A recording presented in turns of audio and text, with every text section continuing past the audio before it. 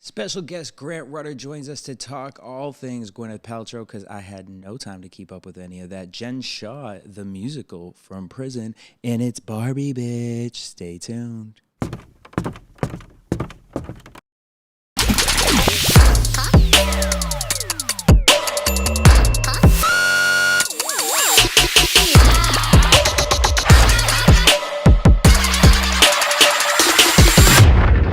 What up, y'all? It's your boy DJ Jesse J here in my living room, and welcome back to another lovely Thursday here in the beautiful LA. It was sunny today. I wore shorts. Just an FYI for you guys. You already know I got my boo thing, Miss Courtney Stewart, in the building. Hey, boo. Hello. Y'all, we got some things to talk about. I'm super excited for Mr. Grant to join us today. But before we get into that, y'all, I'm just gonna start off with this. I already told Courtney the story last night over some, you know what I mean, enchiladas. But I got banned from TikTok.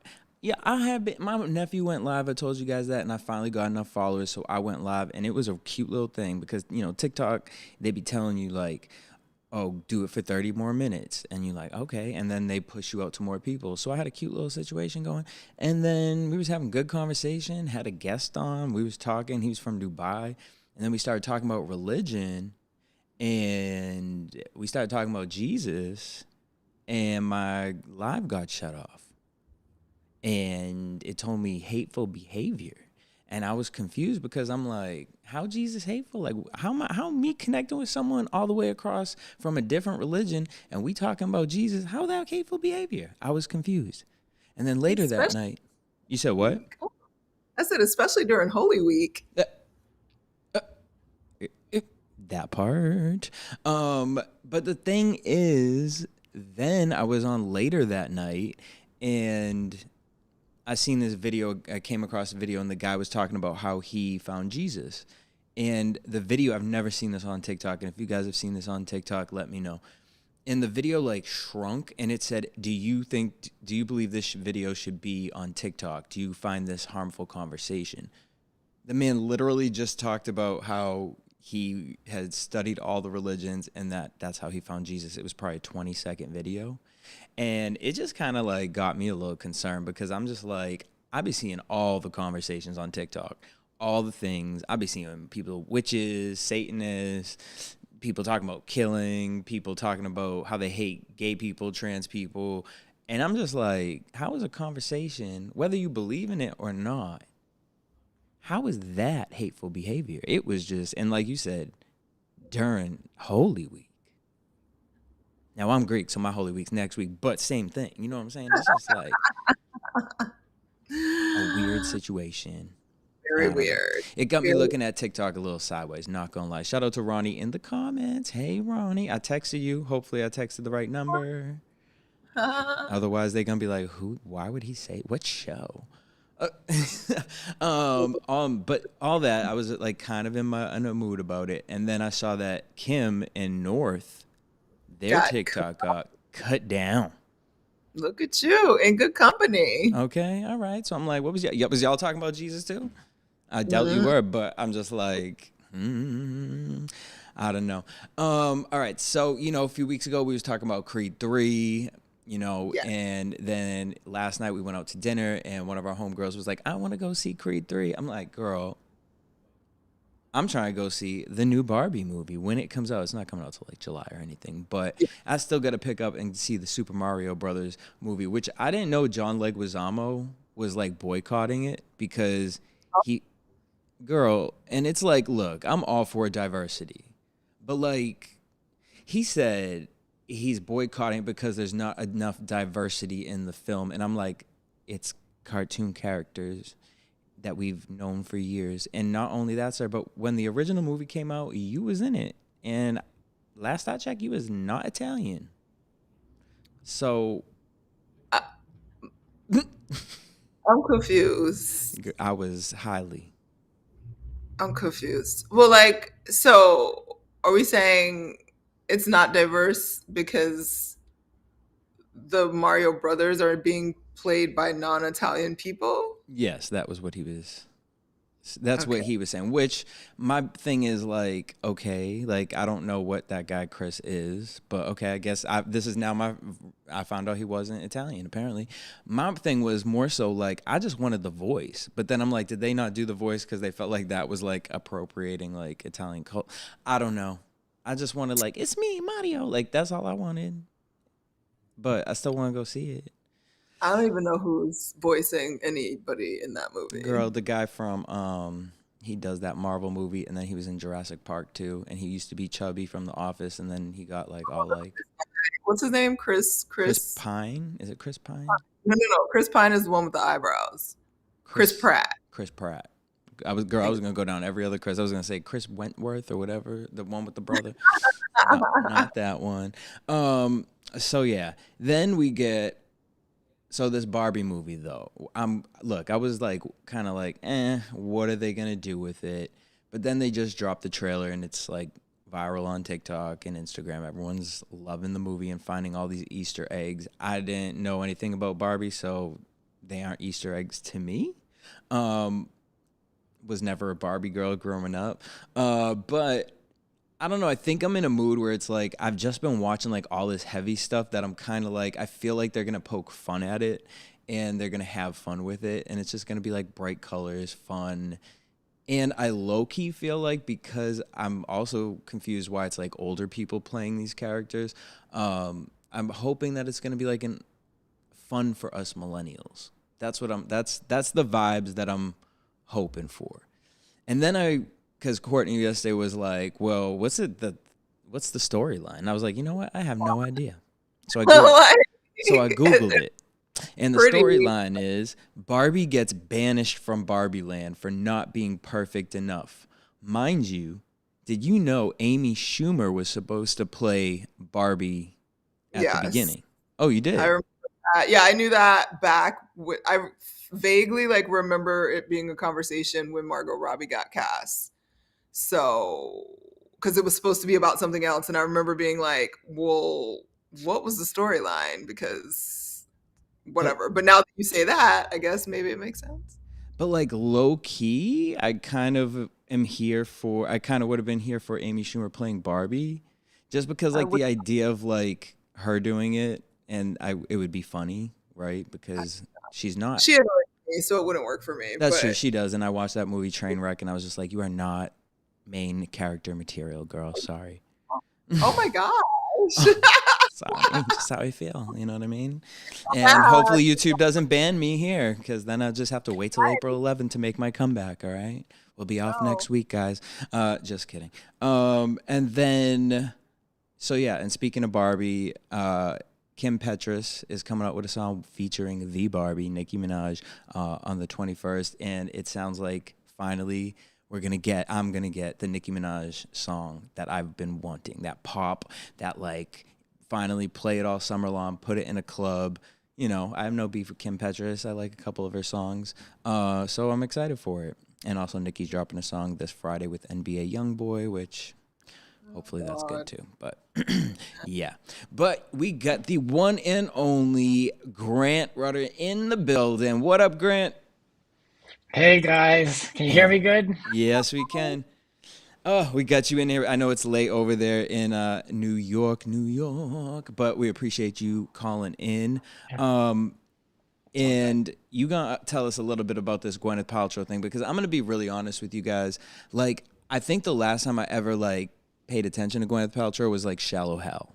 Personally, for me, I know she got Goop and like she's a successful woman and all that, but like, sorry. And so then like I think I was traumatized from the Johnny Depp situation trial, and so like when this trial was happening I was like really trying to stay away from it, but then everyone was talking about it and I was just like, I seen Grant post something. Grant's just takes are hilarious to me, and I was just like, I just need to hear the story through Grant.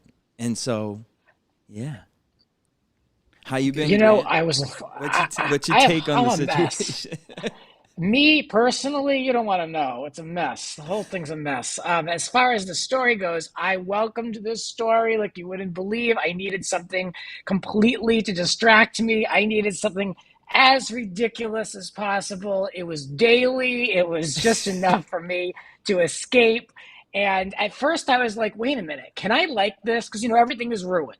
So I was Right. like, wait a minute, is there an angle to this? At one point, TMZ said she was talking about something about this. She thought initially it was sexual assault. So I was like, okay, Oh. maybe I shouldn't like, I mean, I should, but that was like an initial thought when she heard him making noise behind her, the plaintiff, whatever. But it turns out all that is not.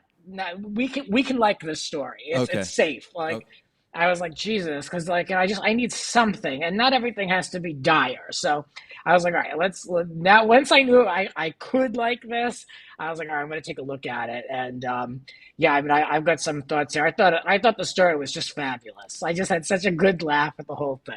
Okay, but so like really, I need like an update. So like, did she hit someone while skiing?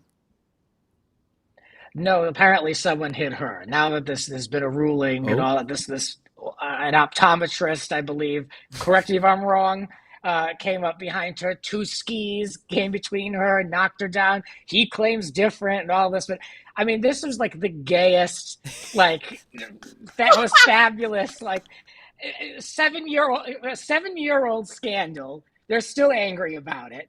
It's the definition of privilege. She's still bitter. He's upset. The whole thing is just like, to me, like the best, like a fabulous gay thing to happen in a long time with no gay people involved. They don't even know. I don't. You're right. Yeah, I mean, like the fashion. So I love Inside Edition. You're never gonna really get a real story, or this is not a journalistic. You're not gonna learn a lot. But this was tailor made and look them up. Look up Gwyneth Paltrow Inside Edition. Everything is up. What she's wearing, how long she was in court, Yeah, the that's. obvious things. I think She that's held the up a actual blue book post. in front of her face. That's the post that you posted that I actually got me intrigued. Like, okay, let me hear what this. Let me hear what this is realistically about. Because then I really did. I'm like, why am I seeing? Why do I? Is this a fashion show at this point? Like, because this happened I years know. ago, and now Gwen is being pulled into it, and it's like every day it was. I don't know what the story is because the headlines were about what she was wearing. That's it. And like the style blog, some poor internal coordinator had to look up the Dahmer glasses she had to be able to link out, look like Gwyneth in the courtroom. Like it's just so ridiculous, how we make these things into like a whole show. But I welcomed it. I miss like the theater. That, I mean, again, the stakes are so high, everything is so dark, everyone's in for a sexual assault or murder. I work in podcasts, so everything is a true crime. Who's missing, who's dead, who got decapitated, it's all that. So Right. now it's like, or at least this is like, too, like, it's white privilege at its best. You know what I mean? Like, dear, what is it? God, it was just on the tip of my tongue, but it's a huge ski resort in Utah. You got to have big money. Deer Valley, you got to have big money to be there. So there's who's the victim here? Gwyneth from missing half a day of skiing. Come on. Well, I believe that the true victim would probably say Whitney from Real Housewives of Salt Lake City. She would somehow insert herself into this and Oh. say, "Gwyneth, it was like everyone thought it was her, but it really Me? affected me." Hmm. I have some notes here. I took notes because I had some things I had to say. Gwyneth brought in there. I imagine these are paid people for their time. A skiologist, a real skiologist. This man, he sits Me? there. It's like yeah, it's like 7 a.m. local Utah time, and there he is answering the questions. They ask him about his background, so they spend more time on the background than anything else, like his studies. I mean, this is such a waste of the legal system. I mean, it is kind of sad, it is kind of like a little much, but I enjoyed it.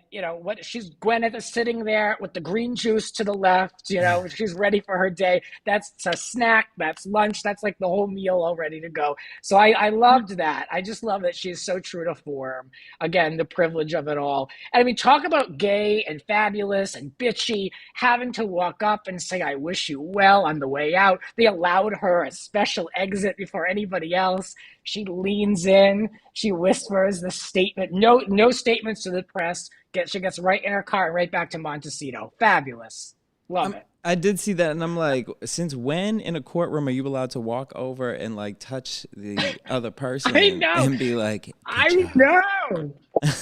Yeah, I know. The whole thing was ridiculous. But you know what? The whole I wish you well. I'm a fan for life after that. That is so bitchy and so I love that. That made me a fan for life after that. I actually looked up her house on YouTube, Architectural Digest. It's everything you think. There's a swing in a room. There's nothing in it. It's everything you think. I'm a fan for life. And now you just saying a swing in a room, like it gives me Taylor Swift, who I know somehow was also involved in this in some way, or they tried to Yeah, drag Taylor Swift into it.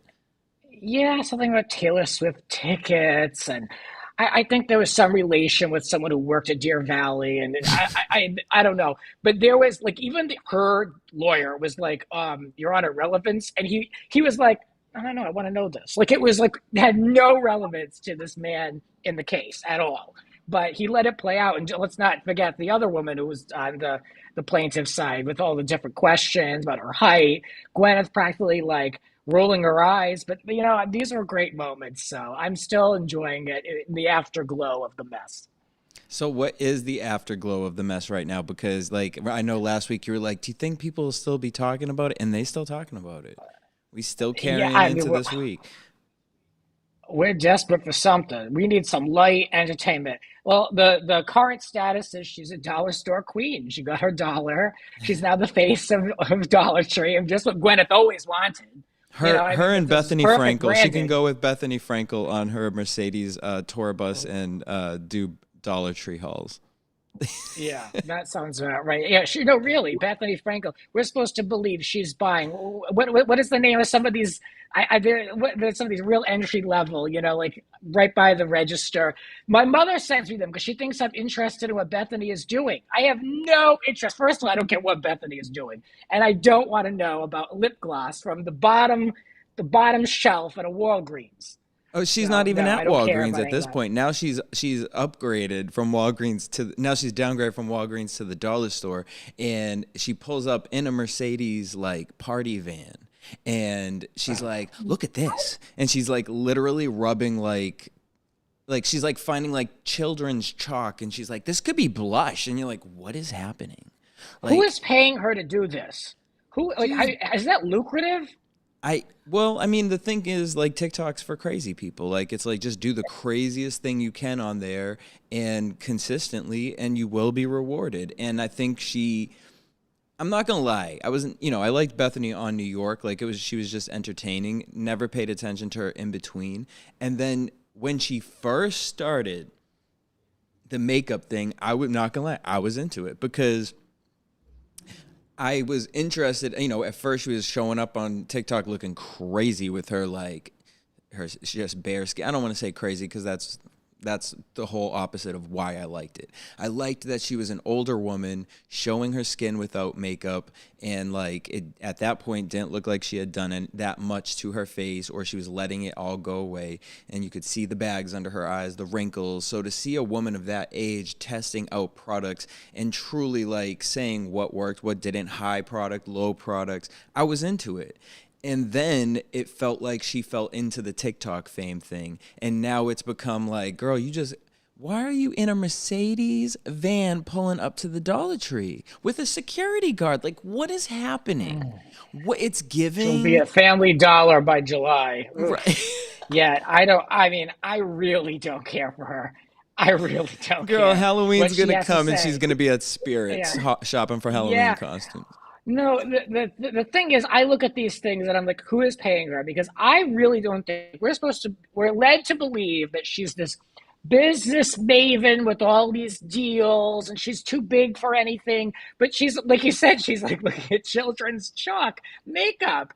And Wet and Wild, that was what I was thinking of. I was Yes. like, she's literally advertising Wet and Wild. So there's got to be, right? There's got to be some kickback. Like she's not doing this for fun. And then she brought the daughter in. The daughter looked like she was like, held captive.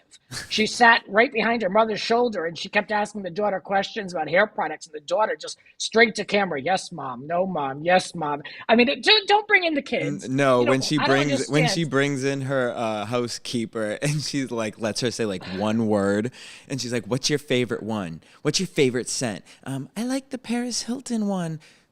I hate the Paris Hilton one. Here, have it. It's like, oh my God. And then she like shoos her off. And, again, and my thing with the Bethany thing was wasn't even paying attention. The reason I started paying attention was there was this one account and they swear they're not Bethany. Like I went back, they were like, block me if you don't like my content. I'm like, is this Bethany?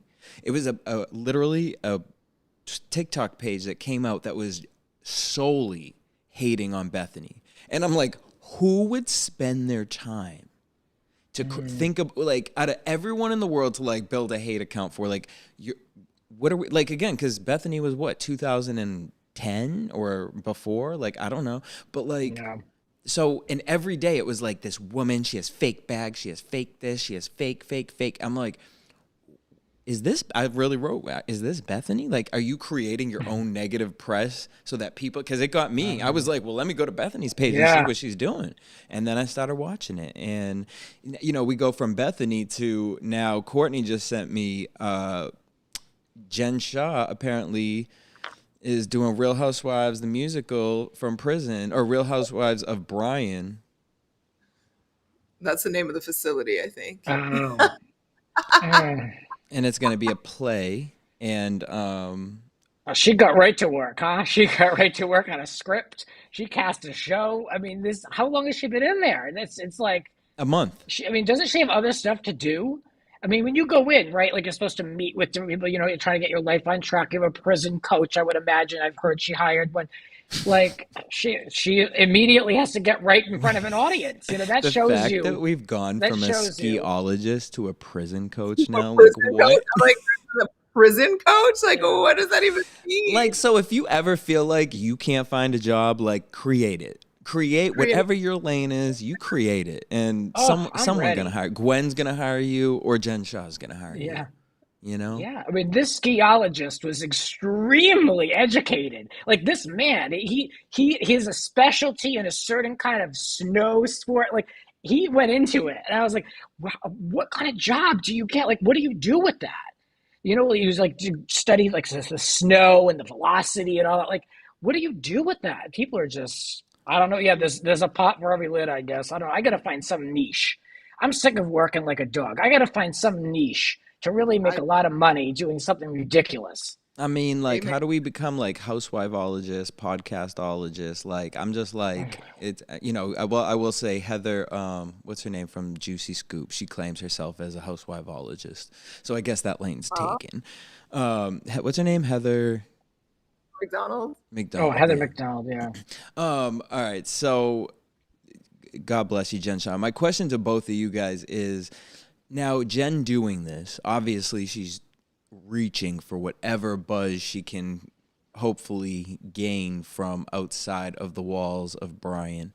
Does this, she has a website that I will never click that link because clink, clink. I don't want her getting my information. She's going to sell my information because that's what these people do with links. And so, I'm not saying she is doing that. I just, from past experience, you know what I mean? Like, I just am not just clicking no random links. And girl, fair enough. Your track record. Does this get you excited? Do you feel like she should be able to come back to Housewives? Does this get you excited for her 7 years from now when she gets out to do something? Are we going to care? Do we? Like, because if she's doing this a month into it, like, I'm like, what's going to happen next year? Like, is she going to be on 60 Days In? Like, or Love After Lock. If Jen Shah pops up on Love After Lockup season, I would support that move. I support that move. You know what? I think that might be the only reality show that I would care about Jen Shah on after. I'm sure she's thought about it. I'm sure she said, how can I make this prison stint work for me? And what are the ways that I can get back on TV? She's in a bunk somewhere thinking through. So that's happening. I don't know.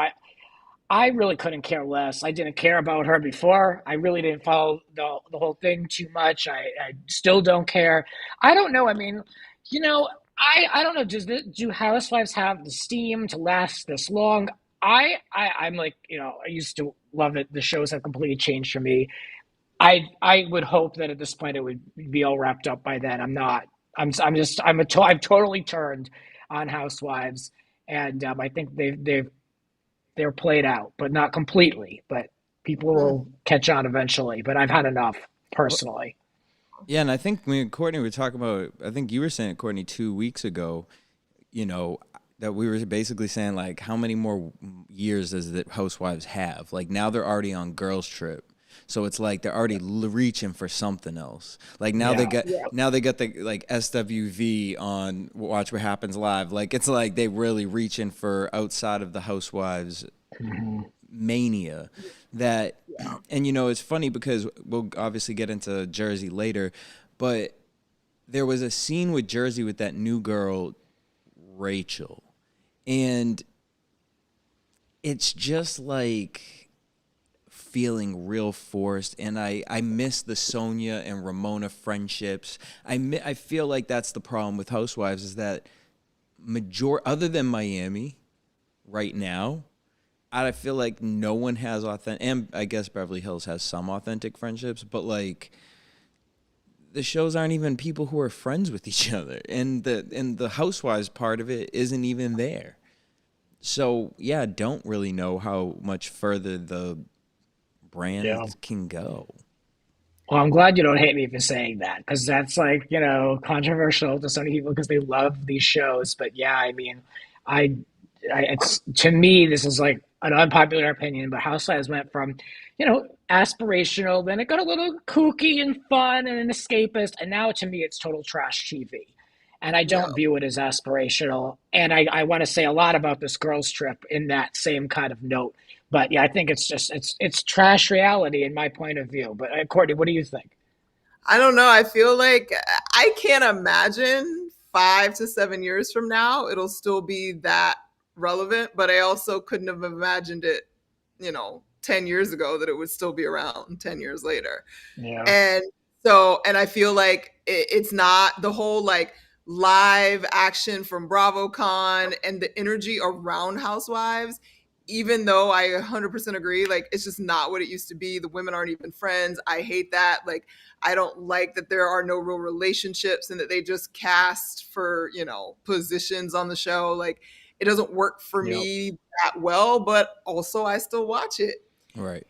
And so it's still a big cash cow and a primary money maker for Bravo. So I don't know, 5 years isn't that far away. It probably will still be around. I don't know. Unless something wild and yeah, amazing comes in between there that like blows them out of the water. I don't see anything taking its place yet. But I mean, I feel again, like once we get to all like a competition show between those them, I yes, feel like then we're done. Then we yeah, got to wrap it up now at this point. but they will beat a yeah. I dead. mean, it's a shame. You said there will be Yeah. what, Courtney? I said they will beat a dead horse until it is like under the ground. Oh, yeah. So Andy Cohen's going to make as much money pitting these women against each other for as long as they'll allow it. So, yeah, I mean, that's just what it comes down to in my point of view.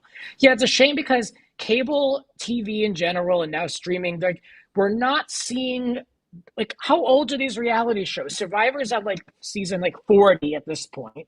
Big Brother is well into the yeah, 30s. Like, we're not seeing new formats, new shows. They're not taking any risks. So, the the reality TV landscape has been, I mean, even RuPaul's Drag Race, what is that, like in the teens at this point? I mean, that's like a baby compared to some of these other ongoing shows. So it's really a shame because it doesn't allow for a younger producer to come in and pitch something new or to find a new approach. Like think about how Bravo had evolved. We had a lot of like we had Life on the D List and Jeff Lewis and then Rachel Yeah. Zoe and then Housewives, and now it's just like Bravo equals Housewives plus Below Deck, and occasionally, what's that?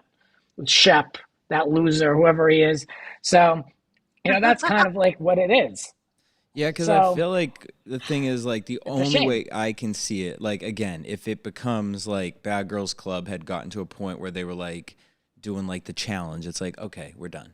But like if it gets Yeah. to the point where the only thing like reasonable thing I can see is that the kids then step up. Like obviously, really for Jersey, that would be the only one that we've seen the children from literally being born Mhm. to their adulthood and they're involved in the conversations. So to me it's like that. Also like that legacy thing they were talking about. I think we'll really kind of have a better grasp on it once, because I know they're using like New Girls for the New York version of whatever it is they're doing. Um, Once we see that and see how that works, Mhm. and yeah, but let's get into Girls Trip because we're going to Oh, talk about the episode, but I need to know like what your overall take is on like these girls. Like, are you into Are you? Well, actually, let me say that. Are you into Girls Trip? Like, have you seen the past seasons? Okay, let's start with the positive. Yes, I saw the last two seasons. So for season one and season two, I watched Kyle go on another paid for trip. Done with Kyle going on vacation. Then with Dorinda's house, kind of sat through that, dealt with that. And that was okay. I mean, at least there was like character to the house. I felt like I got a view of Barrington, Massachusetts. I was like, okay, like, all right, I understood exactly like where we were. When they announced season three, I immediately had no interest, and I still don't. I'm going to sound like a total hater. I have absolutely no interest. I don't know who cast this show. I think I wrote down in my notes horrid cast, horrid. I mean, each one is worse than the next. I think it's such a poor casting choice. All around, no interest.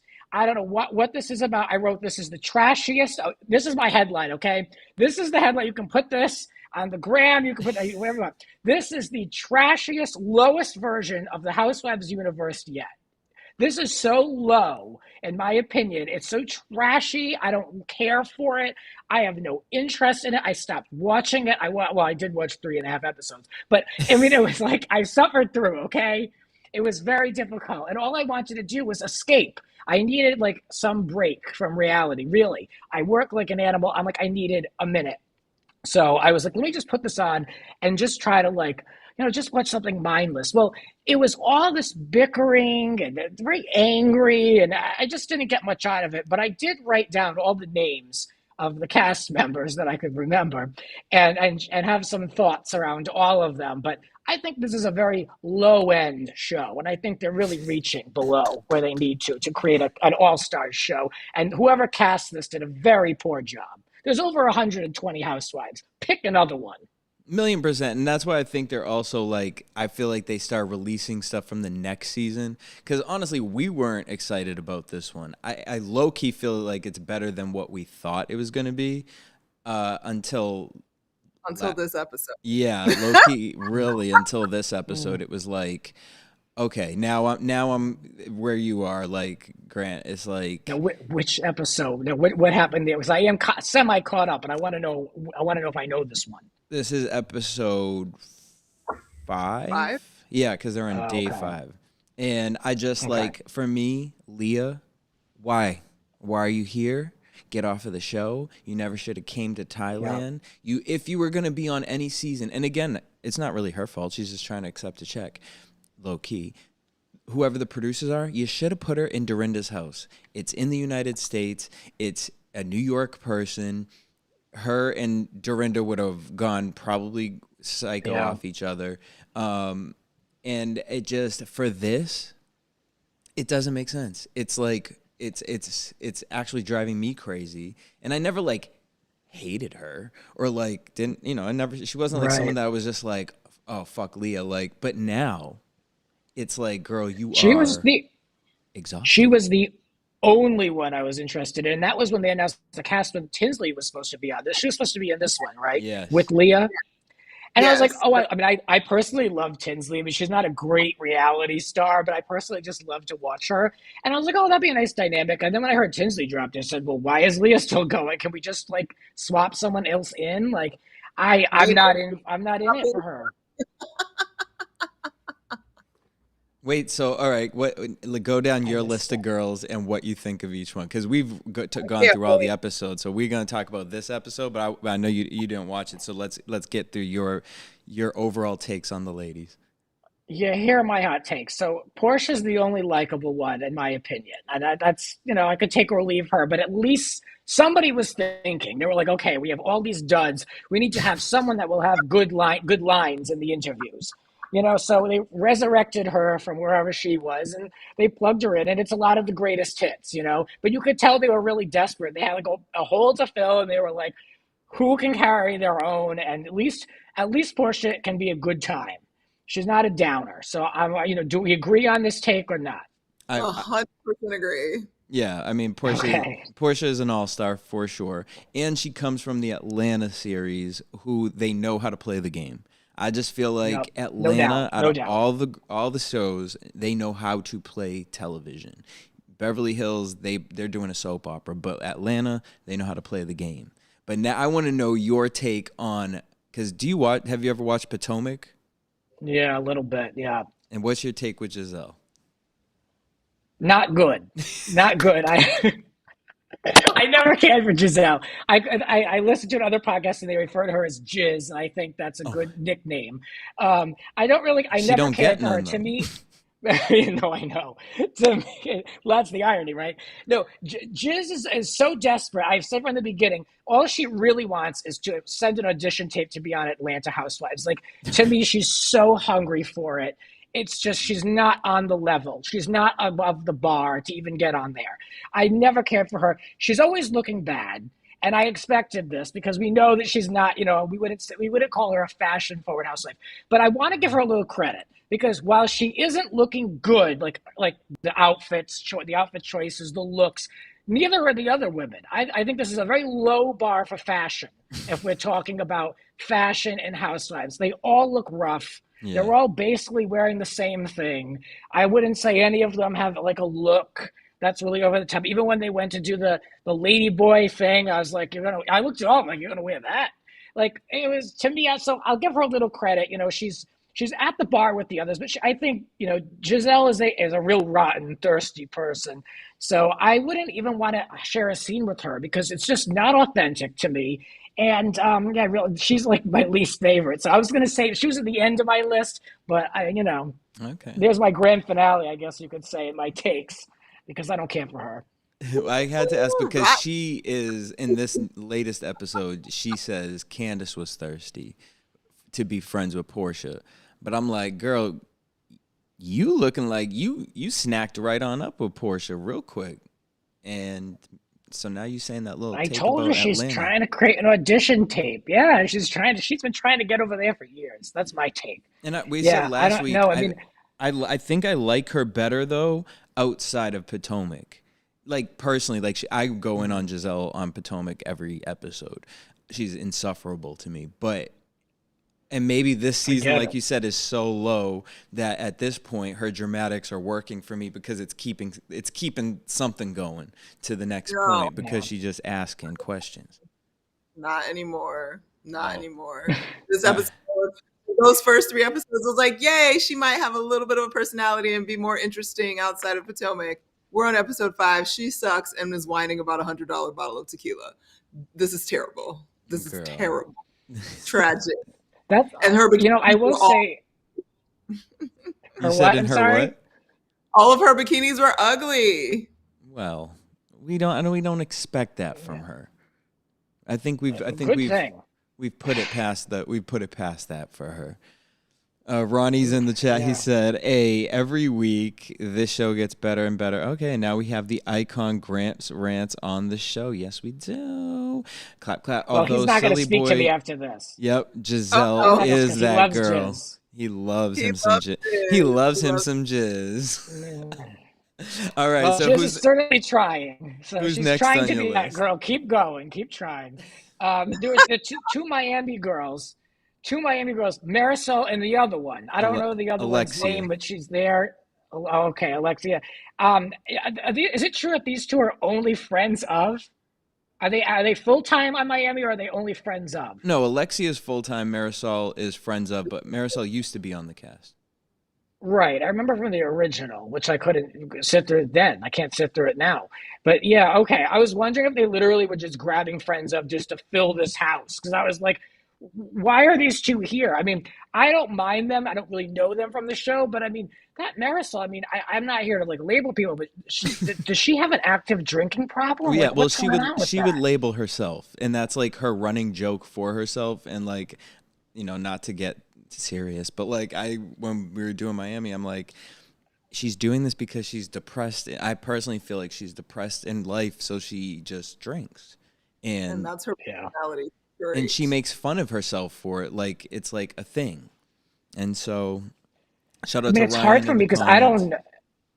It's hard for me because I'm like, geez, I don't want to like make fun of this woman if she's like a a true alcoholic. But I mean, she's. And I don't want to also watch that either. It can be tough to watch that because we saw that with Kim Richards. Watching active addiction on reality TV and then poking fun at it is not something that I really care to do. But that's why I ask. I'm like, is this a thing? But I guess this is her shtick. It sounds like. And Her not, shtick. She would never claim alcoholic. She no, said because she's happy as a drunk.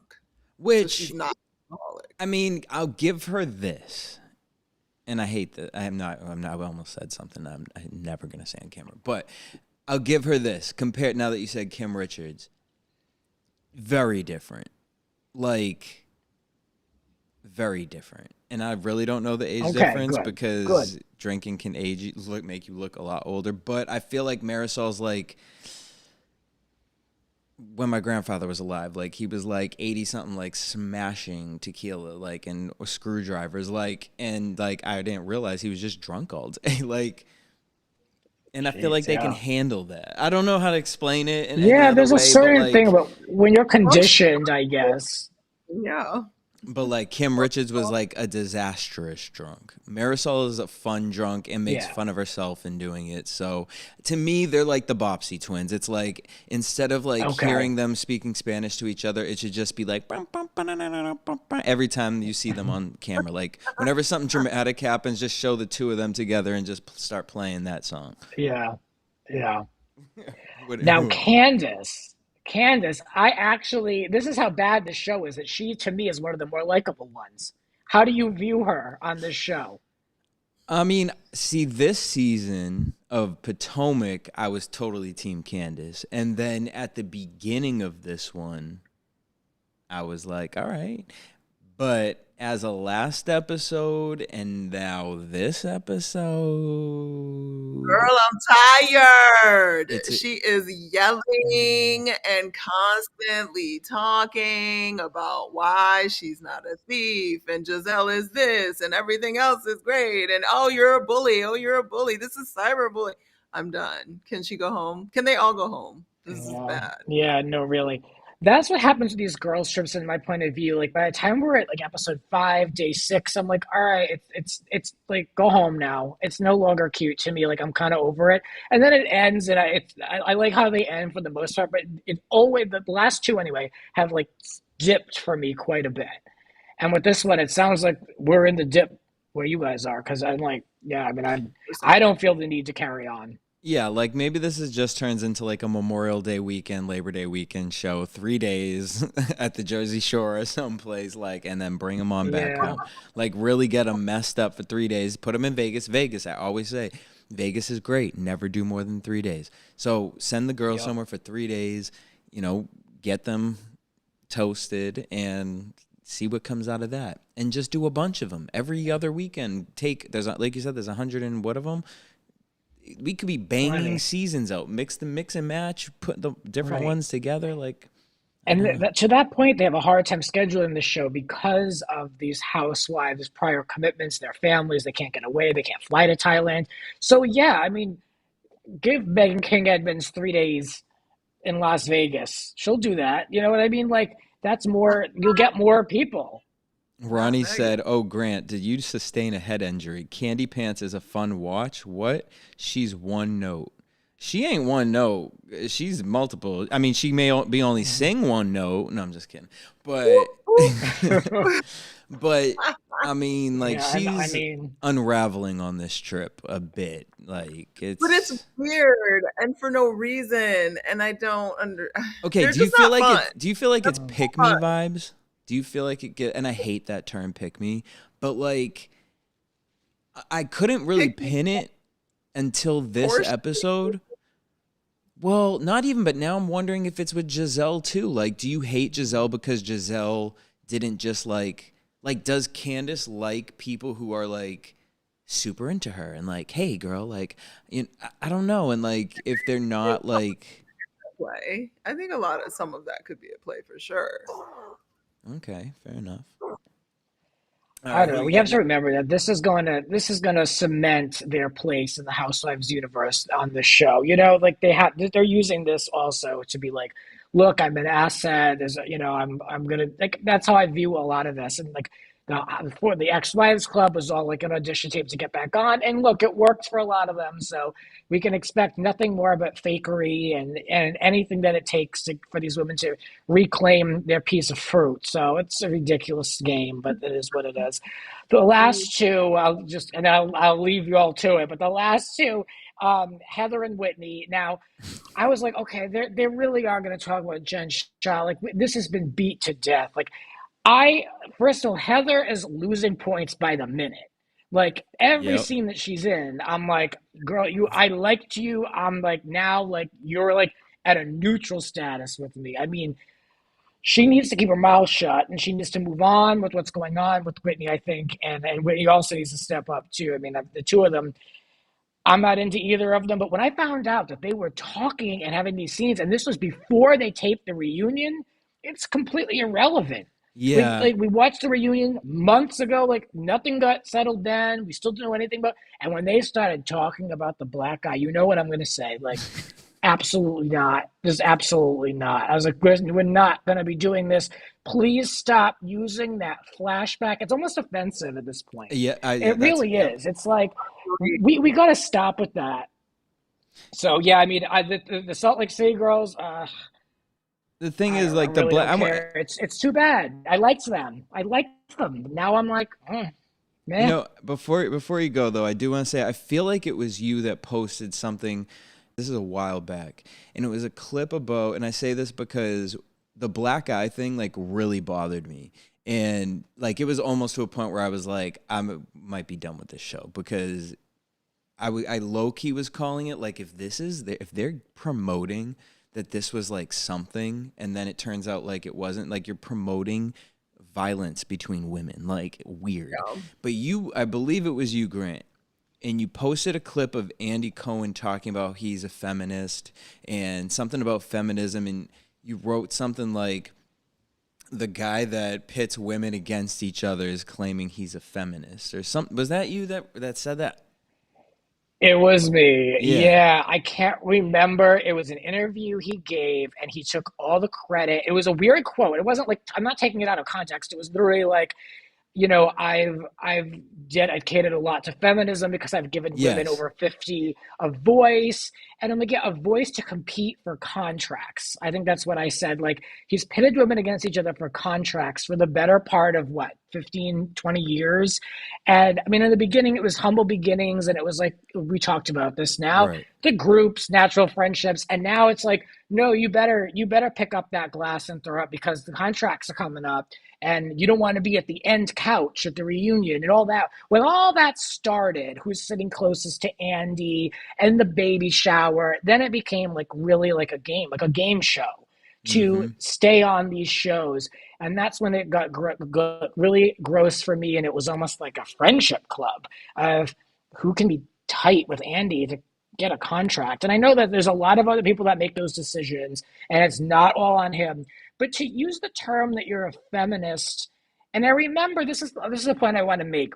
I remember he had on Gloria Steinem on Watch What Happens Live, and he talked with her, and he said, "I'm going to have you come around one of these days and say that Housewives is about women empowerment." And she just kind of smiled, and I'm like, "That's interesting." I haven't seen her on there in a while. I don't really look at it, but it's interesting that a known feminist really couldn't bring herself around to be like, "Oh, this is great for women." I mean, it says a lot.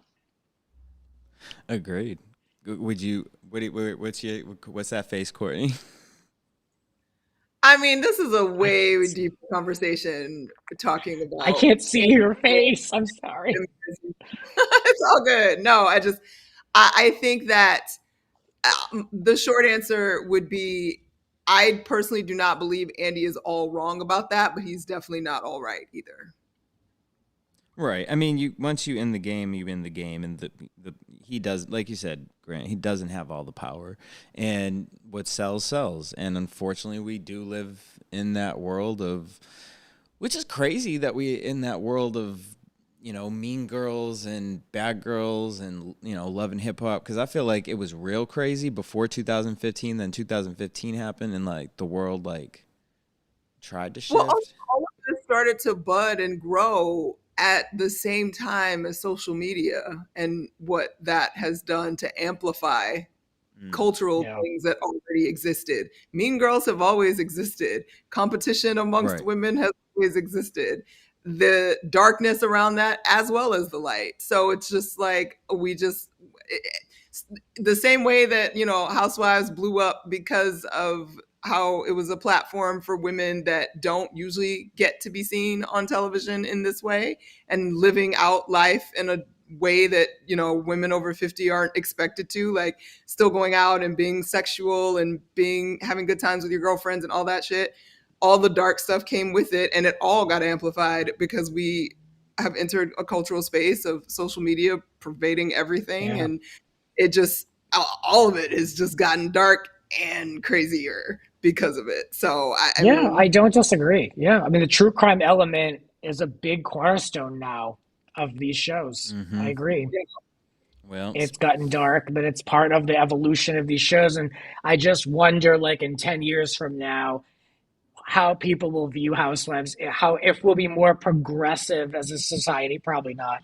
But I'm wondering, like, if we'll say, like, oh wow, we really watched like these like women 50 plus like try to destroy each other's marriages and husbands and their reputations and like I wonder if we'll feel gross about it or if we'll say, hey, these women signed up for it. It was entertaining at the time, and it's like, I think a oh, little Jen's bit of out of both, because I prison. mean, it's like I'd have that same exact feeling for Love and Hip Hop. It's like, I mean, when I was watching it, I was thoroughly enjoying it. Like every week, it was like my wrestling. You know what I mean? Like it was like Yeah. ding, ding, ding in this corner, and then you just hit a point where you're like, okay, this is enough. Let me just put that back in the drawer. We done with that. We gonna, and so I feel like I said, the black eye thing was like we were right there. Now again, if this is you said Yeah. in 10 years, if in 7 years from now they bring in Jen Shaw back and it's like the real jailbirds of Bravo, like yeah, now we gotta be like assessing the situation Yeah. at that point.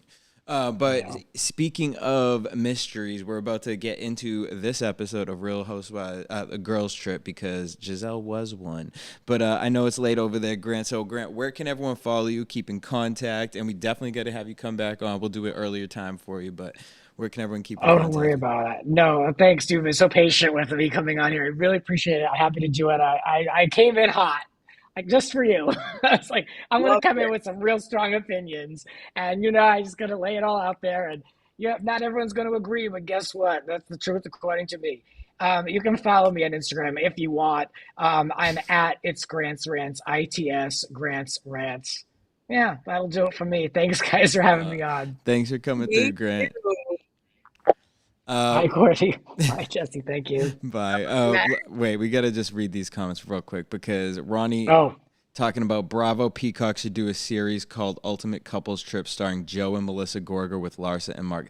Ronnie, go somewhere with your oh, favorites. No one that first of all, as much as I love Larsa, those four together is like Ew, paint drying. Like I paint dry. wouldn't. No. Yeah. you mean we gotta watch Melissa go on another paid for vacation too? She's just up there with Kyle. We've seen them go everywhere, all around the world on the dime of NBC Bravo. I really don't want to see another one. I don't dislike Melissa, but I don't need to see her go on any more trips. Yeah, I'm good on Melissa and Joe. Like we've seen it. And Yeah. then Ronnie did agree with you with the card reader. I don't remember what that comment Oh, the was. card reader is who I refer to as Andy Cohen. The card reader. Yeah, Oh. that's my name for him. You'll never see him anywhere without the six cards in his hand telling him what to say and when to say it. God bless him. All right. Well, thanks for coming on, Grant, and we'll talk to you later.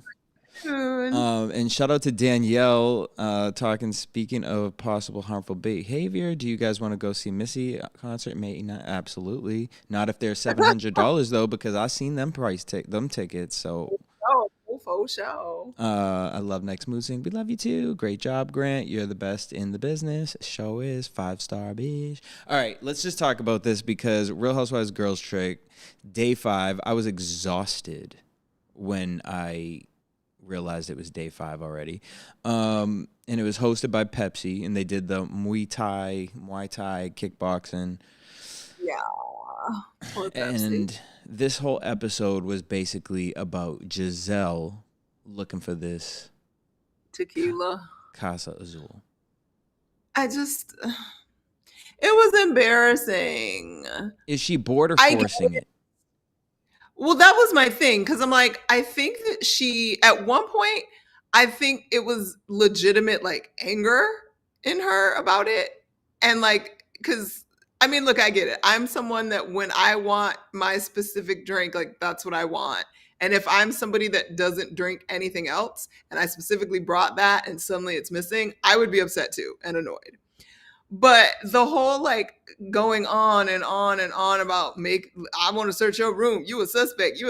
And oh, you definitely got it in your suitcase. Like I just was like, girl, it's $100 bottle of tequila. It's fine. Like and maybe Pepsi has another connect to find you some more tequila because this is stupid and it's uncomfortable and you look dumb. And she's like, it took 3 weeks for this to get here. And girl, and then you turn into Maverick at the lunch table, like grilling everyone and like not even like bring it up in a nice way and say, hey guys, like I know we were all drunk, like and you know what I mean? Usually in this kind of situation, if you want to, I'm reading this book right here. How to Win Friends and Influence People. You get more honey. What is it? You catch with honey. Right. And, you know, you sit down and say, we were all drunk, you know, and haha, you know what I mean? And I get it. Like, did maybe one of you by accident drink it all or drink the rest of it? Or I'm like, how? Because they were obviously already taking shots on more than one occasion. Like it was on the boat, and then they were at the house drinking it. Girl, it don't be that much tequila in them bottles. Is it just empty and the workers threw the bottle away? Wait, so the fact that we haven't gotten a throwback clip, because we obviously are gonna find out what happened to the bottle because there's cameras everywhere. I truly believe that's what it is, and I low-key think Pepsi did it. And I low-key feel like he knows he did it and doesn't know how to say it because he saw how the girl started, like, he saw how it, like, really turned into something else, and he just wants to be happy. He just want to be a happy man.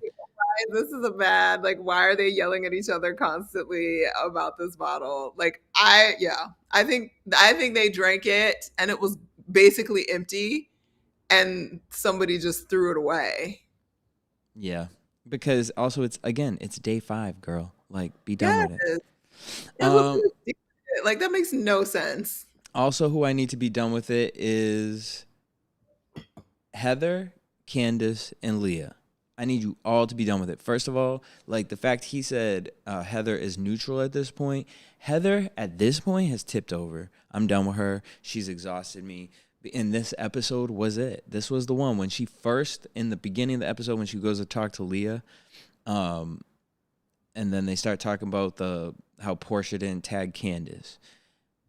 Oh. Like, at this point, and then leading towards later, where Heather was like sitting at the table real quiet, like I was just talking, I was just adding to the conversation. But then you get in the car with your cousin who you can't stand, and you talking. I mean, not even like gossip shit. You was like talking shit. Like nobody gonna get me. But also, like, what was she saying? Not you had a black eye and you talking shit.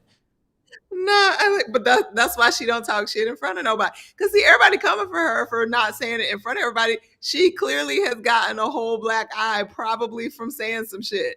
So she's scared. Let her be scared. Protect her eyeballs. Let her protect her eyeballs. Now the girls head to town and they, mind you, Pepsi was going to take them to the temple, and I think he just realized we not doing the temple. The temple was supposed to be the next day. They were going to go to town and like get the offerings for the temple. So that'll be in the next episode. Okay, fair enough. Yeah. I was like, oh, Pepsi must be over it that they just got in these little cabbies and drove down the street. Then it starts with Leah talking about her vagina is hot and bothered, and it's like, again, I wrote, why'd you even sign up for this?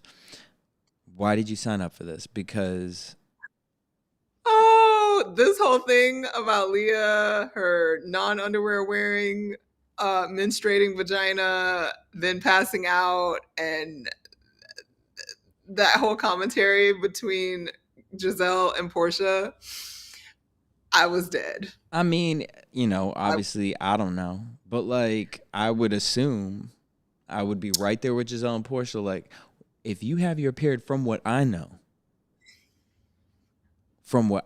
am know, and I know very little, but I would assume since they make a product to block stuff from coming out, you would want that second barrier there.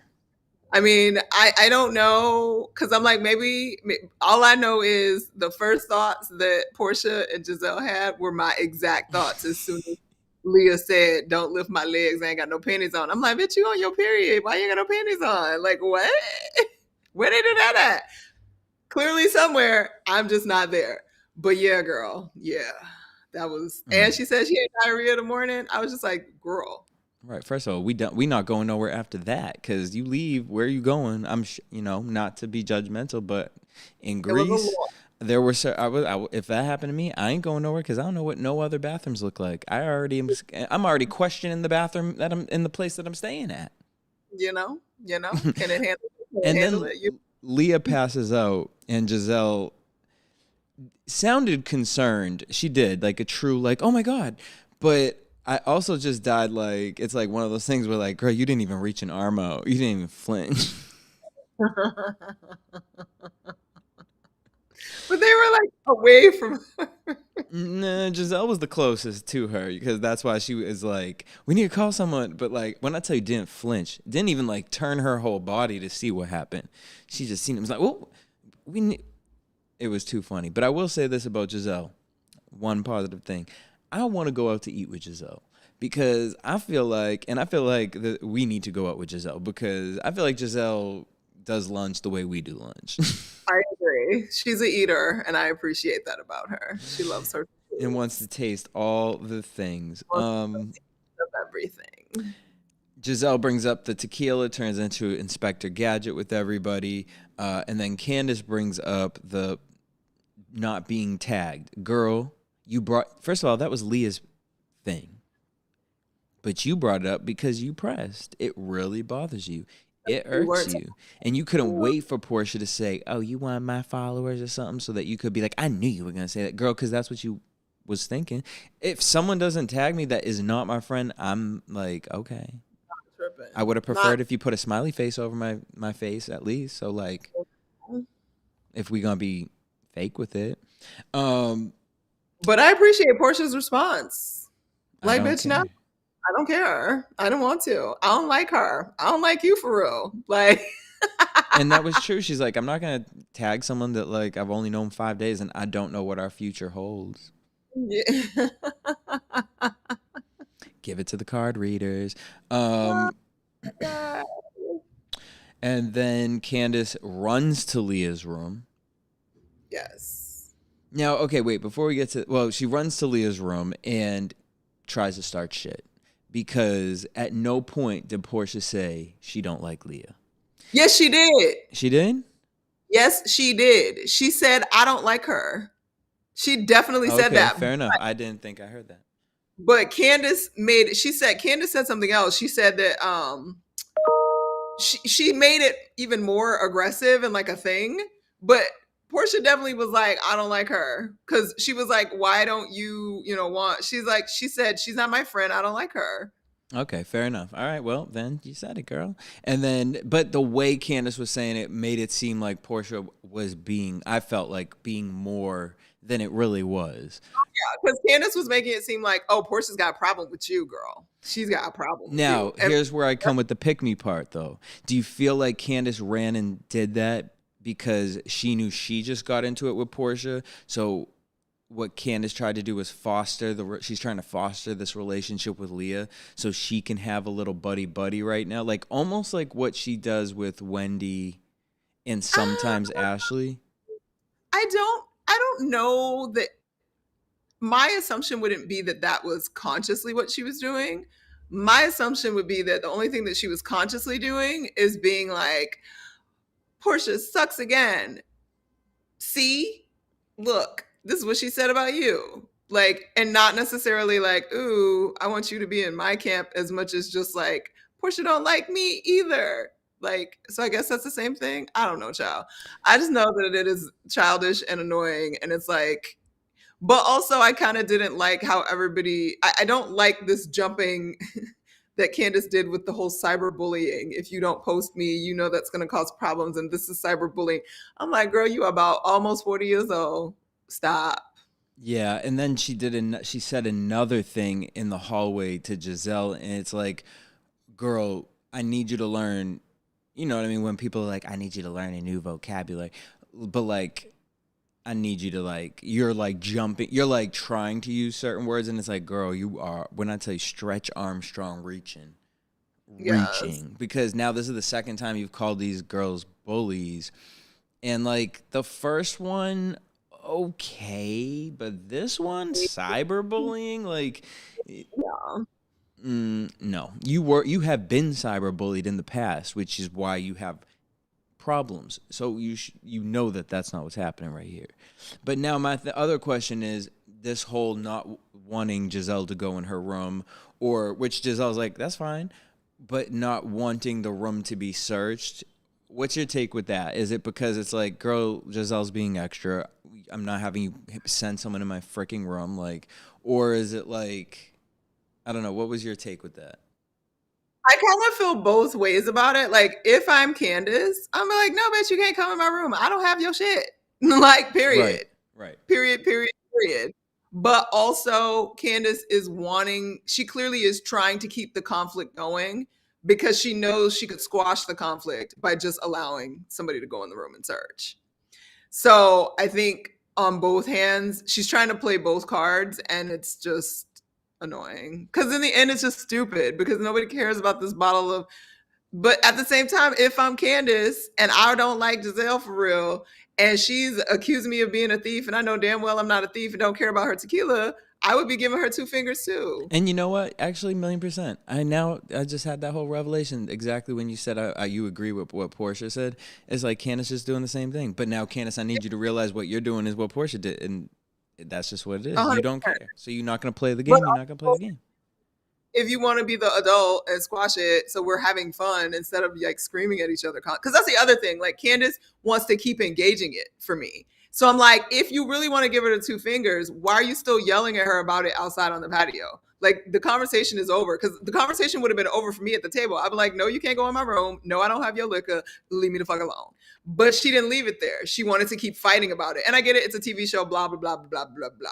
But it to me, it wasn't given no entertainment. It would have been more entertaining to let somebody search the room if you wanted to give drama, Right. bro. And also, there's like searching the room, but then when Giselle's like, no, you have to go in their bags. Like, girl, like, all right, now we doing No, two. you're not going through my shit. You're not going through my stuff just because you can't find your tequila, you drunk hoe. Like, no, you were the one that lost your bottle. Don't know where it is because clearly you got too trashed and like didn't take it with you.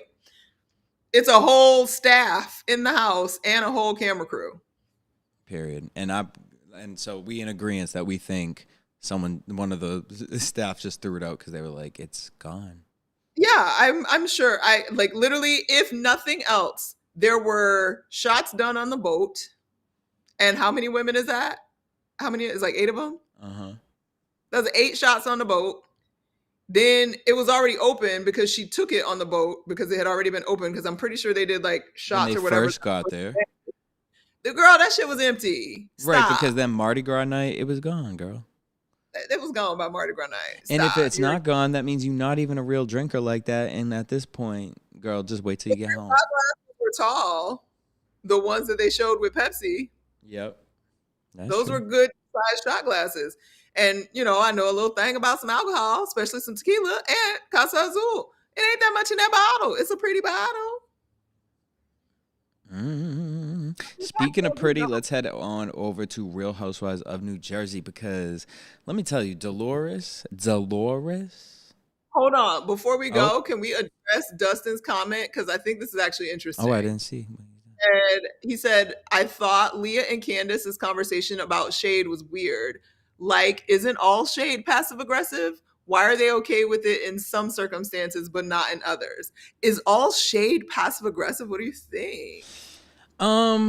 Yes, it is. I mean, the thing is like, here's my thing with shade and reading, right? Like, and this is why I loved Atlanta, the first few seasons of Atlanta. Yeah. Like, honestly, up until like season 6, 7, like around there. Then it started getting mean spirited. Shade and reading is fun. Like, you Yeah. can shade your friend, you can read your friend. Well, really, reading, right, is the fun part. Shading, as long as you know where that is coming from, it's like, oh, girl, did you shade me? You know what I mean? Like, it's like that kind of stuff. Like, you know, me, Courtney, Dara, like, we be doing it with each other. Like, it's just a part of to me, it's a part of friendship when you get it and if you can keep up. And it's fun when someone can't keep up, and you know what I mean? It's like playing volleyball, like a hot potato. Yeah.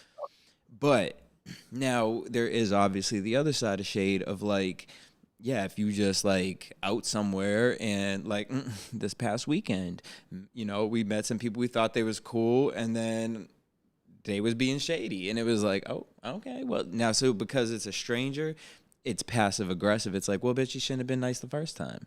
Like, why were you nice? Why'd you even engage or act in the first time? Like, y'all are all shady, so bye. You know, so I think it's just where it comes from, where it stems from. So to them, they're upset about it because they don't like Portia and Giselle, and they feel Portia and Giselle don't like them, which could be the case. I genuinely feel like Portia and Giselle don't care about them, and that's what bothers them.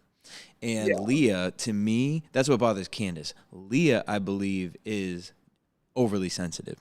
Should never be a part of Housewives. Like, she just isn't that girl, personally, for me. And this episode really solidified that for me. Like, because then I go back and I think about her with Sonia and all that, and it's like, they've never put her on a cast that makes sense, I guess. That would be more my That's thought fair. of it. But yeah, I think that's my definition of shade and reading. Like, and that's why Atlanta worked for so long, I think. And because it was fun, they were friends and all that jazz. Yeah.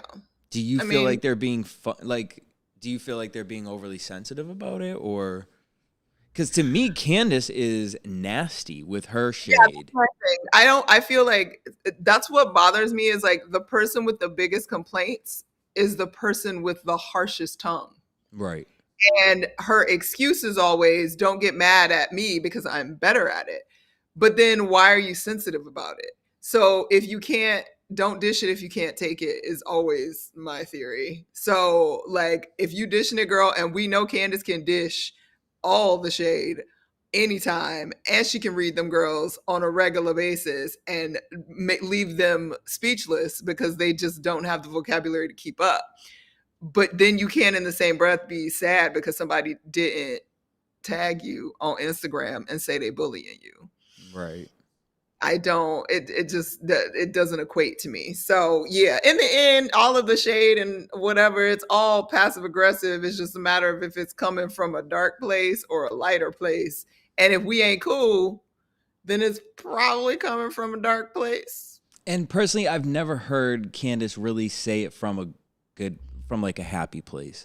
Because she's usually mad when she's throwing daggers. But even in her confessionals, it's like, first of all, I feel like you have some gay friends that are feeding you lines, which most of the housewives do.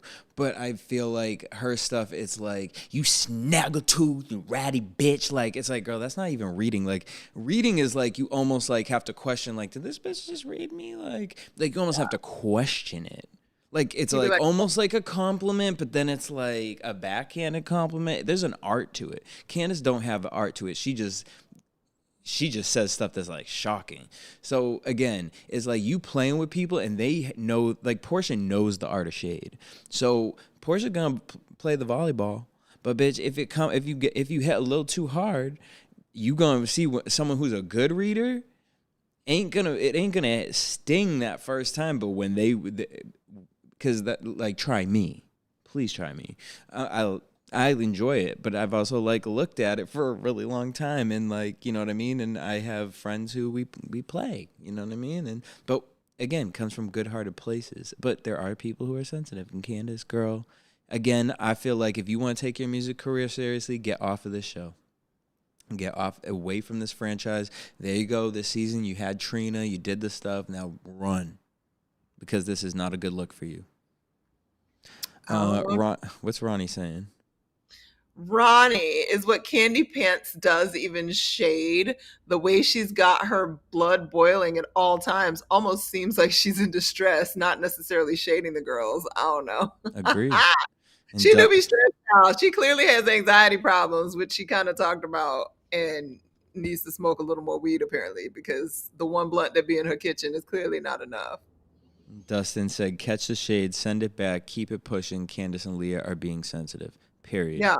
I mean, shade is literally like what we used to do on the playground that they called the dozens back in the day. Like you go back and forth, and whose like insult is gonna hit you hardest, because you're trying to find the truth in the insult to make it sting. Like that just. And if you can't play, then don't play. Right. Because at the end of it, you should always be civil. That's the thing about shade is shade so that you can remain civil in the situation. Yeah. It's what's that old TV show? I ain't even gonna try and think of it. With Devereaux. Oh, Blanche Devereaux? Yeah. You talking about Golden Girls? Nope, not Blanche Devereaux. Never mind. I'm thinking not Dallas. It was like the Dominique old school. It was yes. Yes, Diane Carroll, honey. Yes. She was oh my God, Dynasty. Like Dynasty is like reading. Like it's just that's fun. Ronnie's saying Jesse's saying what Ronnie's saying is a damn near read. Boy, because you got that's not a read. That's just like what is he gonna say? That's not a read. That's just because I know you're gonna say something crazy, or something of the Ronnie verse, and we appreciate that. We love that here. All right, Jersey, let's go blast through this. Dolores is everything. She is gorgeous, and like because we ain't gonna talk about the Watch What Happens Live in the Ozempic situation later. Okay, whatever. Sorry, we on the episode. I was really upset with her. Wait, no, go jump into it. Oh, you don't know? Okay, so she was on Watch What Happened Live. She looks fabulous. She came out, whatever. She was wearing like a Versace two-piece little suit. She looks amazing.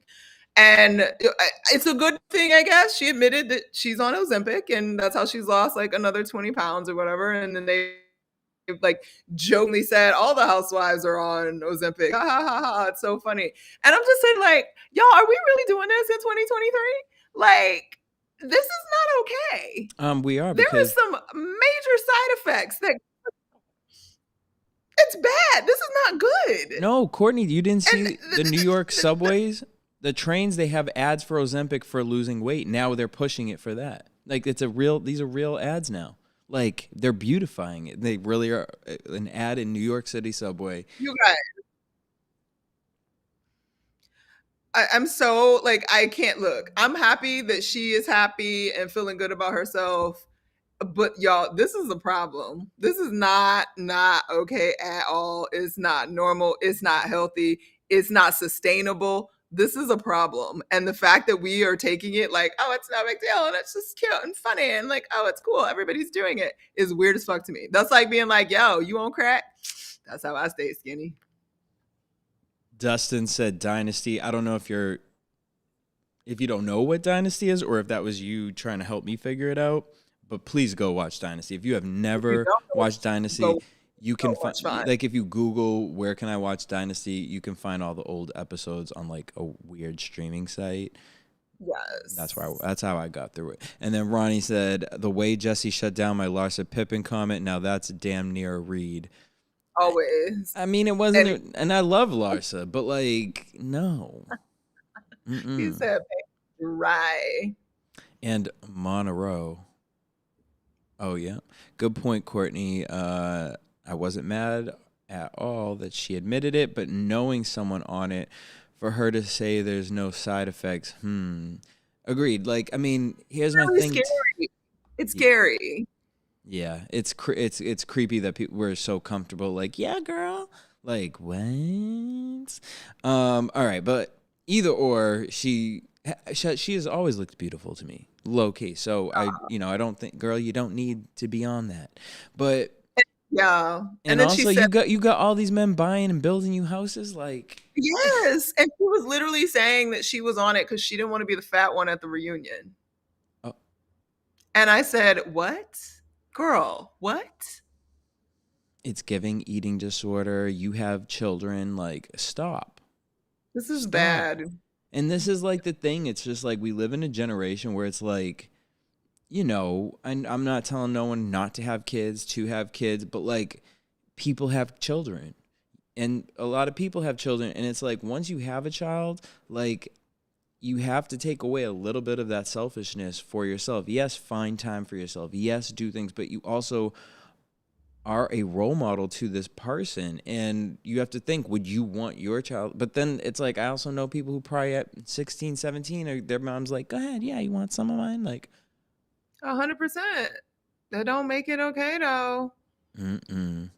Don't have uh backup livers. Anyway, sorry, I'm not trying to preach, but no, but that's yeah, so true, and it's a real thing.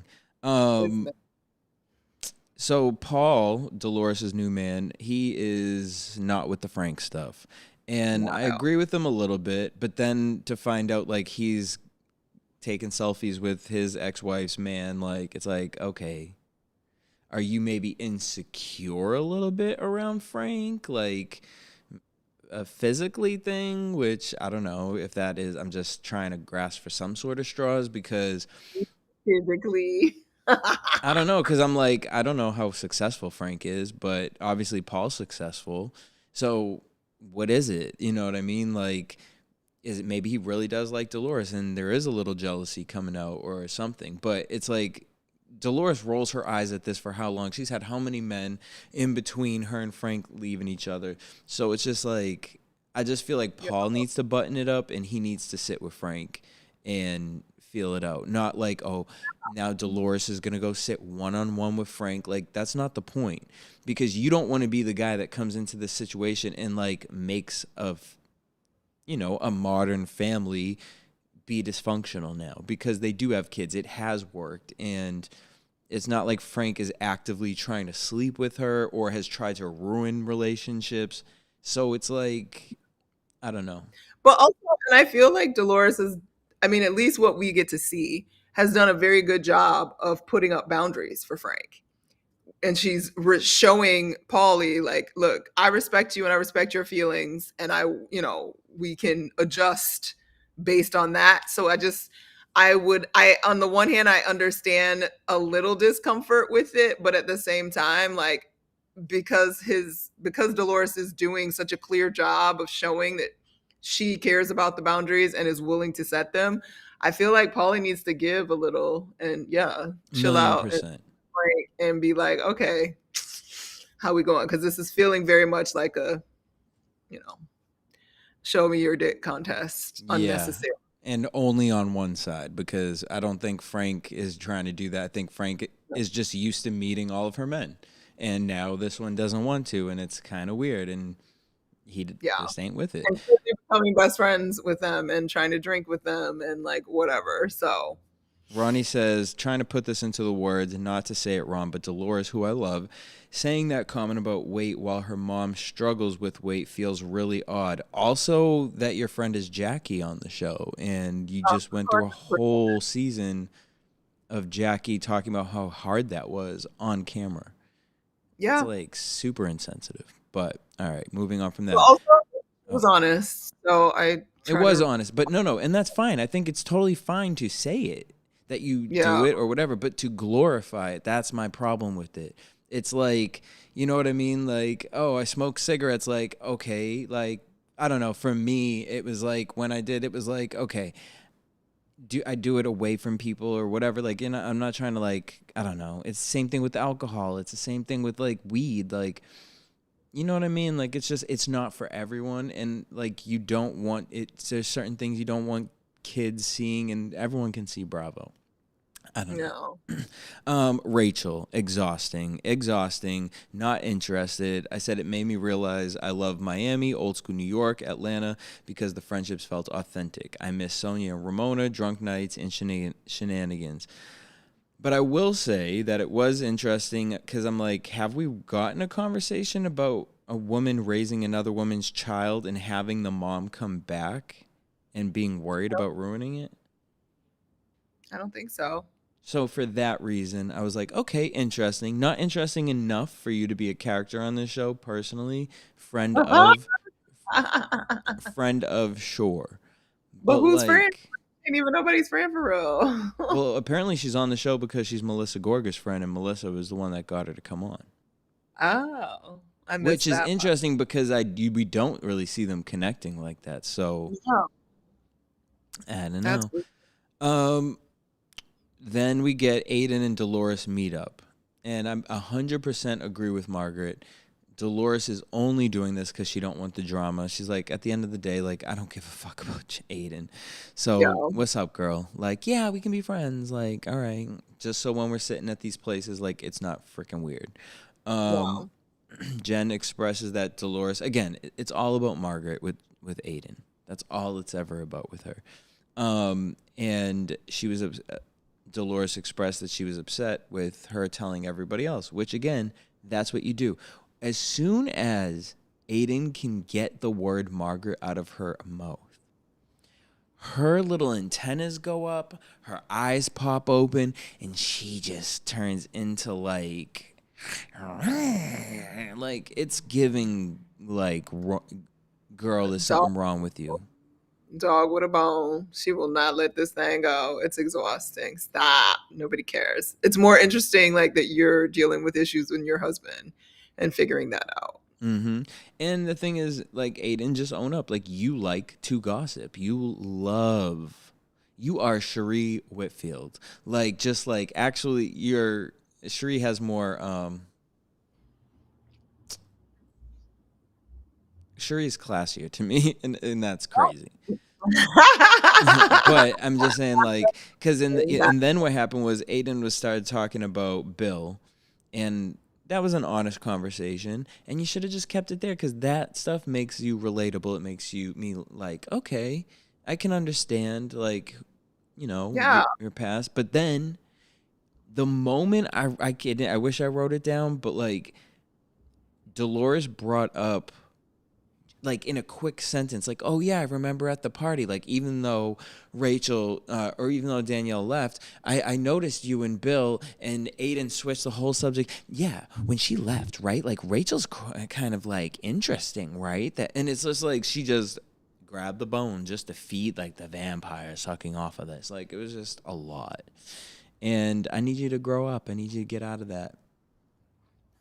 We see Joe and Melissa talking about Teresa, and then Teresa's talking to Danielle, who says Danielle was basically like, since Teresa can't go to the little shindig, Danielle was like, well, I'll tell all your tea. I'll tell everyone that how you feel. Don't worry about it. I'm going anyways, and I'm going to lay it into all the girls. And now that Dustin said that she was on that show, I can't unsee it, and I can't unthink it, and I'm over it. I'm over it. I thought she was going to be my new shining star, and like, I'm not into her anymore. Nope. The only thing I like about her is how she says coffee talk. I just, it's anything was just coffee talk. It was coffee. It was like coffee. So now I'm at the coffee reader with the girls, and they're all talking about me. I came up and I walked out there, and they're all talking about me. Can you believe it? I love it. It's like a Saturday Night Live skit. At the coffee reading at Paul's, shout out to the cameraman for catching Jen's face when Margaret walked in. Dolores tells all the girls that her and Aiden made up, and shout out to the cameraman for catching Margaret's face in that. And then Danielle popped up. Dolores tells the girls that so then we get this, and I'm just like, I think, honestly, you guys, I think the whole show's fake. I really believe, here's what I'm like on this level. Because, I go down my TikTok theories, so now I'm going in my housewife conspiracy theory. I Mhm. think Joe and Teresa are so close in real life that they Uh-huh. were like, let's create fucking TV so we can be on TV forever. Like, because Dolores. Dolores is one of those girls that it's like, again, I believe she wants peace. Like, I don't believe she's that messy kind of a girl. And she seemed real too excited to tell the girls, like, if Melissa's your friend, why would you want to? Because it wasn't Aiden that brought it up. And this, my whole theory would be opposite if Aiden brought it up. I was just really shocked at Dolores being, it felt like, and maybe I read the scene wrong, it felt like Dolores was really excited to tell the girls that Teresa called the two of them to have them in the wedding. What is your take? How do you feel? I don't know. It was weird to me personally. I go back and forth. I have like two theories. My first theory was producers were involved in making that happen. Fair enough. Um, that was my first and most likely thought of how that came about. My second thought is Teresa and Dolores have a peculiar relationship to a degree anyway. And I think I said this a few episodes ago. All of the women, it's so strange how Teresa is so toxic in so many ways, but they all want to be chosen by her and be okay with her. And even down to Melissa Gorga acting like, whatever, that's your brother. I don't care. I don't care about anything. I have sister. No, she wants to be chosen by Teresa in every, and be mad about it and yell at her for not being great for all those years, but still wants to be chosen. And I feel like the only way that kind of makes sense if it wasn't producers is that Dolores, whereas she, accepted that like she didn't get to go to the engagement party because the situation with Dina, whatever it was couples, whatever it was that Teresa fed her that made it okay for her not to be at the engagement party. And then also not being a bridesmaid, suddenly being chosen to be a bridesmaid matters to her a lot. And you Because want I to fly out everyone out to Ireland to do a week of bachelorette party stuff for Teresa. I want to do something special for Teresa. So I want the girls to come out to Ireland, and it's like, whoa, what? the same way that Dolores makes it okay for Frank and everybody else, like so everything can function. I think that her relationship with Teresa is that she's the one that makes it okay for Teresa to keep functioning in their relationship properly. But that means she's the one always adjusting to Right. make Teresa okay. And I feel like it was probably felt like a strong slight that she accepted because the word is that what Dina was supposed to be in the wedding, and then when Dina and they had whatever they had with Teresa, Louis they and Dina's man got into it over something money or so something. supposedly when Dina falls out, suddenly there's room for Dolores. So I do think that Dolores may have put that aside when it wasn't her and just was like, well, it's just Teresa being Teresa and I'm fine. It's not a big deal, blah, blah, blah, blah. But it felt like a slight. And so to actually be asked again to be in it, she was like, yay, thank you. You're choosing me again. I And meditated on it. I would like to believe that Dolores is not, because that comes across a little bit weak.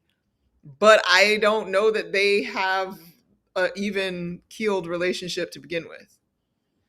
Yeah, fair enough. So at the table, that's where Dolores then tells the girls, "Let's go to Ireland." So we're gonna get an Ireland trip. Yeah. Um, and then the coffee reader comes, and Oh, child. look, I'm gonna be so honest with you guys. I've had this done before, and if you want, write in the comments below if you want a legit person. Like I'm telling you, she's legit. This girl's legit because she's from Canada, and like there's things she could not have told me. Like it was wild that she could not have known, but wild. Like knew who my grandmother would describe my grandmother to a T. Talked about literal things that just wild. So I went into this open mindset. Shouldn't have because look who is the plot setter and hates Margaret. I'm like, 90 to 95% sure that Aiden fed this woman information, which is fucked up of that woman because you're doing a disservice to people who actually Believe in your believe in craft. that. Right. So it's like, girl, you look like a clown because even if you were legit, I don't know. It's just that sucks for you then, girl. um People make it just to be on TV. Girl, so she saw in Dolores's cup a ring. So maybe her and Polly gonna get married. Then she gets to Margaret and she said she sees someone. I see someone, a friend, a female friend, something with an L, stabbing you in the back. Something about a fallout. And then, which, okay, it's like when Margaret first was like, oh, this is laughable. It's like, maybe she, because again, I have had a good experience with it to where I've been told crazy stuff, like shocked, ungoogleable stuff. So it's just like, okay. But then you So, got endorsements. but then we got to endorsements. And look, I think all the housewives, I think out of the house, or not all the housewives, I think obviously if you're on the platform, you know, boutiques are going to hit you up. Fashion Nova woman, like, Ooh, not Fashion Nova woman. I mean, in this case, it might be like Talbot's, but like,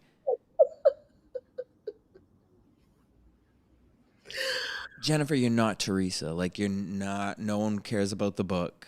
No one, like, not that she has a book, but like, if she was to release a book, like, I'm uninterested. Like, I don't think there's something she could sell me personally.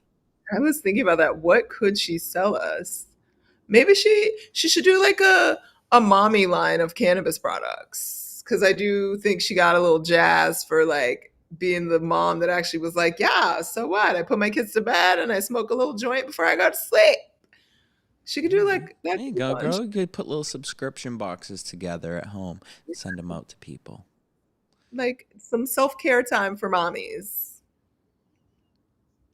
where it's legal. Yeah, maybe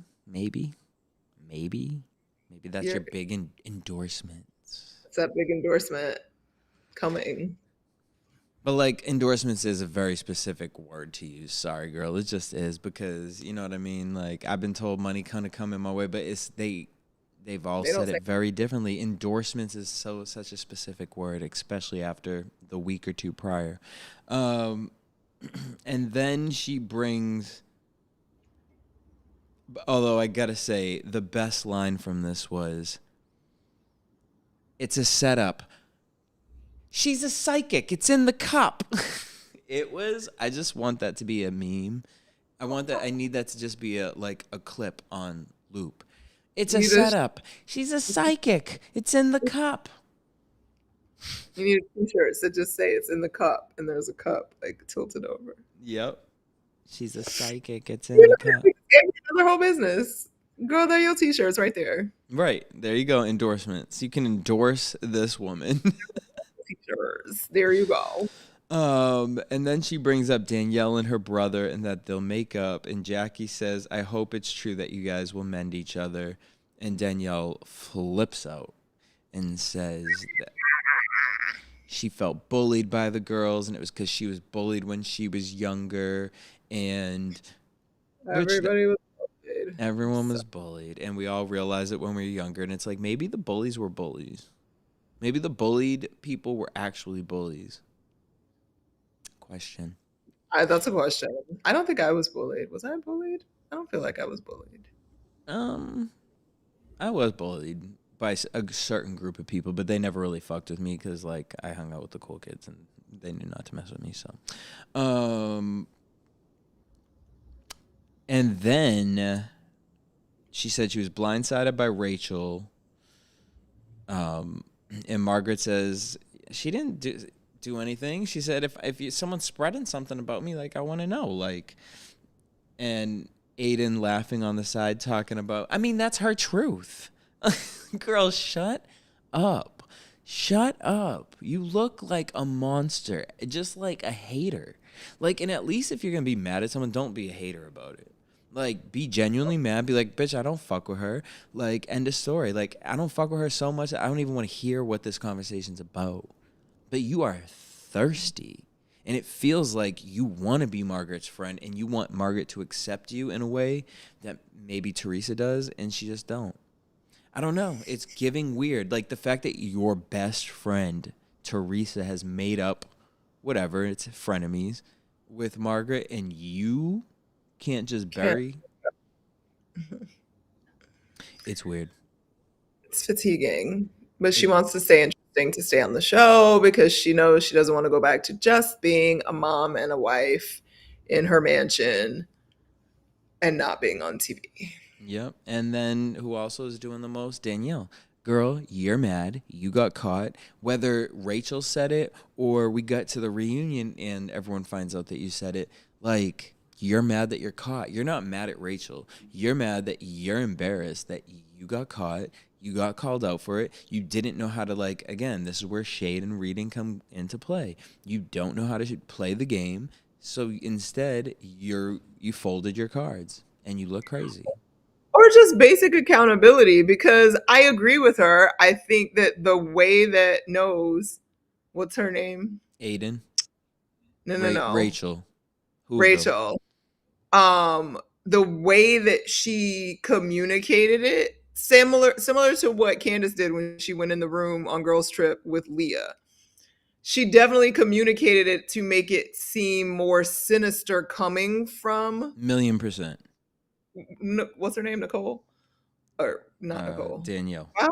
Danielle. No, Danielle. that's what I'm saying. We're in how many episodes in, and I can't remember these two girls' names. Can't remember who they are. But what I will say though, Danielle, if she had any sense or a brain at all, like, yes, you take accountability and be like, well, yeah, because Jennifer was saying all this stuff. I was just having a conversation with Rachel about it. And yes, I brought it up. I don't necessarily agree. And then when Margaret came at her and was like, well, you understand that just by saying it, you're spreading it. You should be like, you know what? You're right. But I was trying to talk to another person who's been on the outside of this to get their perspective because Right, but I don't wait, know but what's going on. wasn't my thing is this? Wasn't Rachel literally standing right there when Aiden was talking about it? Which is why I'm just like Danielle, like this is blowing out of proportion because at the end of the day, because Danielle did try to say you were there too. And Rachel was like, what did I say? And Danielle didn't say anything. And it's like, just because you didn't say anything, Danielle didn't talk shit. Danielle, to me, was asking questions. Questions. Exactly. And that's what she just didn't communicate well. She let it be that Rachel had all the power basically. Yep. And that Rachel threw her under the bus, which made it seem like what she was doing was actually darker than it was when it wasn't. It was just like, girl, wait, what? What did she do? She got an arsenal. What you mean she got an arsenal? Like you could have had that conversation with Margaret in a whole different way that would have made you clearly not an issue. And it's not about Rachel, but Rachel was definitely like carrying a bone, trying to make it seem like it was much darker and shadier than it was. Well, because that's the But only bone she got. that's the only bone she got. She's trying to stay on the show. Her man getting his titties waxed ain't enough. Oh. I mean, her man is the highlight of every scene with her. I'm just like, well, at least he semi. He does look like a nice guy. I think I like him, even though Yeah, I think that is weird. the beard is weird, but hey. Yeah, Well, that's but Danielle's man, not Rachel's. Was that Danielle's man or Rachel's man? I yeah, don't know. Rachel's Fuda is the one that got his titties waxed with the weird beard. Oh, yeah. Yeah, we like Danielle's man. He's hot. Yes, 1,000,000%. Fair enough. Yeah. All right. Well, that's all we got for y'all this week. Courtney, where can everyone follow you? I'm all over the Instagrams and stuffs at Stuart Starlet. Boom. You can hit me up everywhere at DJ Jesse J. Hit us up at Next Mood Swing across all social media platforms. Till next week. Same time, same place. Peace. Peace. Oh, all right. Well. No, peace. Bye. Kind of peace.